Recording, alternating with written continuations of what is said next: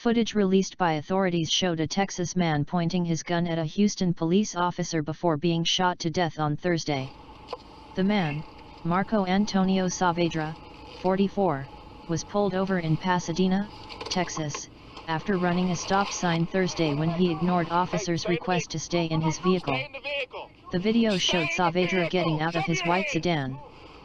Saavedra can be heard saying, "What did I do?" as he stepped out of his vehicle and stood up. The officer told Saavedra 3 times to stay in the vehicle and then told him twice to show me your hands. Saavedra had his right hand behind his back as he stood next to his car. Saavedra then leaned back into his car before drawing a handgun and pointing it toward the officer. The officer fired several times, hitting Saavedra on the left side of his body. The driver is seen stumbling around the street before raising his gun a second time. The officer fired several more times, hitting Saavedra, who then fell onto the pavement. The officer also hit the passenger window of his police cruiser with a bullet.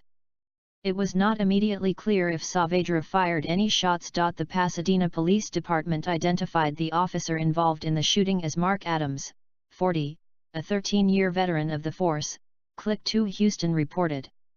He has been placed on administrative leave for several days.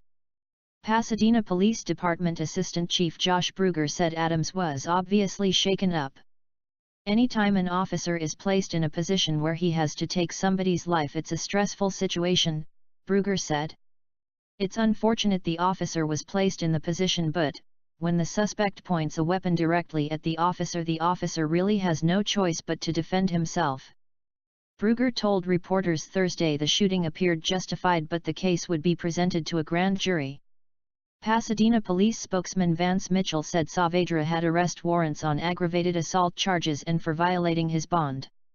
Court records show Saavedra, from Houston, had been accused of assaulting his wife on at least 2 occasions. Police said the gun Saavedra had was reported stolen.